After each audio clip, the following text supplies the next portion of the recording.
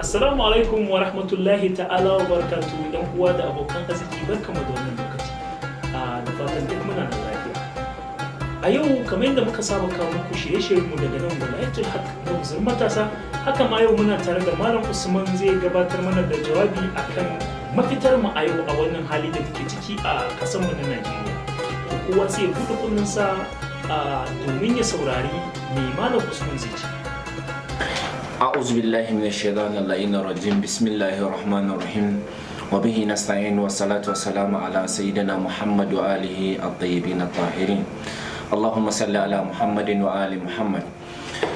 ‘Yan uwa musulmi, assalamu alaikum wa rahmatullahi ta'ala wa barakatuh. Bayan godiya ga Allah maɗaukakin sarki tare da mika salati ga fiyayyen halitta wato annabi Muhammad tsira da amincin Allah su tabbata a gare shi da iyalan gidansa tsarkaka.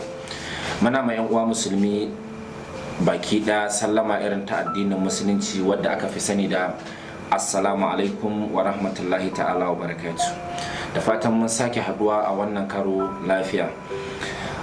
Maganar mu a yau ita ce maganar da ta shafi halin da al'ummar mu take ciki a yanzu, ko kuma matsalolin da muke ciki a yanzu a wannan lokacin baki ɗaya. Farko zan so in fara da karanta ayin alkur'ani mai girma a cikin alkur'ani inda Allah maɗaukakin sarki ke ba mu labari ko kuma ke gaya mana a cikin suratul ankabut aya ta 69 wacce ita ce aya ta ƙarshe a wannan surar. Bayan bismillahir rahmanir rahim yana faɗin cewa wallazina jahadu fina lanahdiyannahum subulana wa inna Allaha lama'al muhsinin. Sadaqallahu al-aliyyul azim. Allah madaukakin sarki na gaya mana a cikin wannan surar cewa wa'inda suka yi kokari a cikin mu hakika za mu shiryar da su akan tafarkin mu, akan siratin mu, kuma hakika Allah madaukakin sarki yana tare da wa'inda suke kyautata al'amura. So ba zan tsawaita magana ba a wannan bangaren. Kamar yadda na faɗi a farko cewa magana ta shafi halin da al'ummar mu take ciki a yanzu. Ala sabilil misal zan yi magana bilkusus akan abin da ya shafi halin da ƙasar mu Najeriya ke ciki a yanzu. Na farko, ƙasar mu a yanzu ko kuma al'ummar mu ta Najeriya yanzu muna cikin wani yanayi wanda yanayin an sa mana shine tun asali ba mu kasance a cikin wannan yanayin ba a baya. Shine an yi kokari an mantar da mu hakikanin mu suwaye, na farko kenan. Sannan na biyu, an yi kokari an sa mana wasu baƙin yanayika, wato wasu yanayi wa'inda a da ba mu cikin wa'innan yanayi. Na uku, an yi kokari an sa mana kyamatar hakikanin abin da ya kawo mu cikin wannan duniya, wato shine bautan Allah madaukakin sarki. To, kaga an mantar da mu hakikanin musuwaye, wanda abin haushi a yanzu da za ka samu musulmi ka tambaye shi ka ce mai shi waye ko kuma me musulunci da kankin kanshi, kawai zai daga baki ne ko kuma ya karkace ya ce ma ai musulunci shine ka ce ashhadu an la ilaha illallah wa ashhadu anna muhammadun rasulullah, sai sallah 5 a rana, sai azumi, sai hajji idan kana da ikon yi, sai zakka ita ma in kana da ikon yi. Bayan wannan bai san komai ba. Bayan wannan yana kawai shi abin da ya dauka in kai wayannan shikenan kayan musulunci. Kai kenan an sance mai hakikanin shi waye, saboda musulunci shike da hakikanin sani akan mutum, shine ya bayyana waye mutum. So an yi kokari an hana wannan. Sai abu na biyu shine an sanya mu mutane ko kuma an sanya mana yanzu ɗabi'an kabilanci a cikin mu. Yanzu za ka ga cewa yanzu musulmi ba ya shagalti da cewa ƙala lahu ƙala rasulu ko kuma Allah ya ce annabi ya ce a'a, za ka kawai yana cewa yanzu kawai abin da yake kallo idan an faɗi magana waye ya faɗi, dan izala ne, dan dariƙa ne, dan shi'a ne, ko dan ina ne, kawai abin da hamu gamu idan wannan wanda ya faɗi magana bai daidai da irin cikin mazhabin da yake ciki ba, to wannan maganan ba gaskiya bace ba, wannan magana abun ai fada da ita ce, wannan magana abun ai yaki da ita ce, da dukkan abin da mutum ke yi wannan an sanya shi cikin al'ummar mu yanzu, abin da ke tashi kenan. Wannan kuma kowa ya riga sun wannan, idan har mutum mai hankali ne, kai ko baka da ma hankali zaka iya ka fahimci haka. Yanzu an sa mana wasu tunaninnika waɗanda yanzu sun raba mu da yanda za mu iya mu farfaɗo, yanzu mu gane cewa yanzu ba mu kan daidai, a ga abin da ya kamata ne.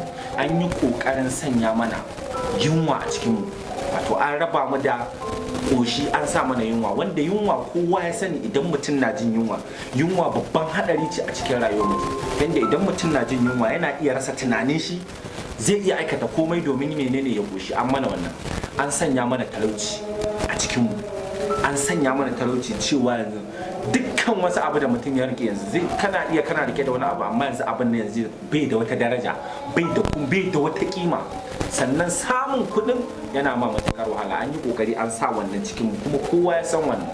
Na uku shine an yi kokari an sanya mana tsoro da tashin hankali, wanda an maida yanzu wannan tsoron kamar ya zama ruwan dare. In na ce tsoro shine menene, kashe rai ba bakin komai bane ba. Yanzu ran mutum, ran akuya ya fi daraja, dan akuya baka isa ka kashe ta ba, ka je kasuwa, baka isa baka yanka ta ka je kasuwa. Amma mutum yanzu yana zaune za ku iya zuwa a kashe su, ka ji an kashe banzawoyi, sai zama na wannan tsoron yana tasiri. Yanzu mutane sun riga sun shiga halin kaka na kai, ba su tunanin mafita, suna kallon cewa mafitar nan kawai suna tunanin cewa mafitar nan tana jikin wasu waɗanda kuma ba su bane ya kamata a ce sun rika a matsayin menene mafita.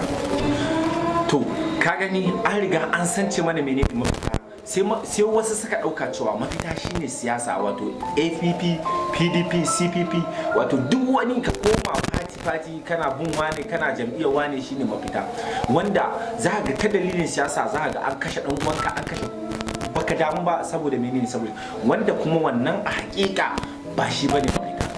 Wannan kuma Sayyid Ibrahim Yakub Al-Zazzaki, Allah ya kara mai lafiya, ya sha faɗi a wurare daban-daban cewa hakikanin mafita ga wannan al'ummar da muke a cikin ta a yau shine menene, hanyar Allah madaukakin sarki, shine su koma bin Allah madaukakin. Mutane ba za su taɓa samun zaman lafiya ba har sai sun dawo da kansu, sun gane cewa suna akan kuskure. Yanzu mafitar su shine hanyar addinin Allah madaukakin sarki shine mafita, to sannan za su iya su samu mafita.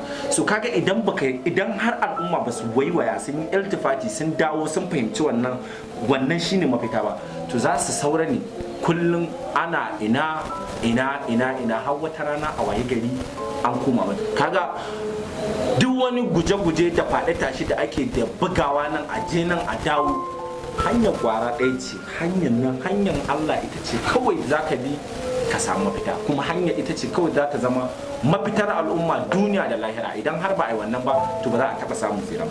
Zan so in rufe magana ta da wani faɗi na Allah maɗaukakin sarki, inda yake cewa a cikin Alƙur'ani cikin suratul Baqara cewa mutane da dama za su so abu wanda wannan abin menene sharri ne a gare su, kuma da dama za su ki abu wannan abin alkhairi ne. To da dama suna kin hanyar Allah madaukakin sarki, domin hanyar Allah madaukakin sarki ita ce alkhairi gare su, sannan suna kin hanyar Allah madaukakin sarki domin suna kin hanyar Allah madaukakin sarki, wannan kin da suke ma hanyar Allah madaukakin sarki sharri ne a gare su. To wannan shine abin da halin al'ummar mu suke ciki. So dole ne mu dawo mu hankalta, mu gane cewa hanyar Allah madaukakin sarki ita ce kawai za mu bi mu samu tsira duniya da kiyama. Su zan so in takaita jawabi na nan wani, idan Allah kai mu wani lokaci kuma za mu dasa daga inda muka tsaya. Wa sallallahu ala sayyidina Muhammadin wa alihi at-tayyibin at-tahirin. Masha Allah, alhamdulillah. Da fatan Allah ya sa mu amfana da dukkan kalaman da muka ji daga gurin Malam Usman, kuma Allah ya saka da alheri. Hakikanin gaskiya kamar yadda Malam ya faɗa mana cewa mafitar mu a wannan lokaci a halin da muke ciki a Najeriya shine addinin musulunci, wato koma ma addinin musulunci shine kadai mafita. Kamar yadda Sayyid Ibrahim Yakub Al-Zazzaki ya sha faɗa mana, ya sha faɗa, wato ya ga a garuruwa mabambanta, kai ga bai ma tsaya a tsakankanin kasashe garuruwan Najeriya ba, ya ketara kasashe ketare, wato ya kusa da kuma na nesa. Ya sha faɗa cewa babu wata mafita da al'umma za su zama sun kubuta face sun koma ma addinin Allah ta'ala, wanda shi domin shi ne aka yi halittar dan adam, kuma da shi ne Allah zai tashi mutum kuma ya tome ka akai. So wannan ya rage ga mu dukkan musulmi cewa mu tashi mu yunkura mu kama mafita daya, shine addinin musulunci, kamar yadda Sayyid Ibrahim Yakubu Al-Zazzaki yake kiran mu shi. Ga masu bibiyan shirye-shiryen muna musu bangajiya da kuma muna gode musu. Ga masu kuma bukatan shirye-shiryen za su iya tuntuɓar mu ta shafukan mu kamar Facebook Wilayatul Haq, ko kuma channel din mu ta YouTube mai suna Wilayatul Haq, ko kuma su zo babban shafin wanda yake da suna www.wilayatul-haq.com, za su iya ziyartar wannan shafi. Da fatan Allah ya ba mu alheri, sai mun haɗa shi.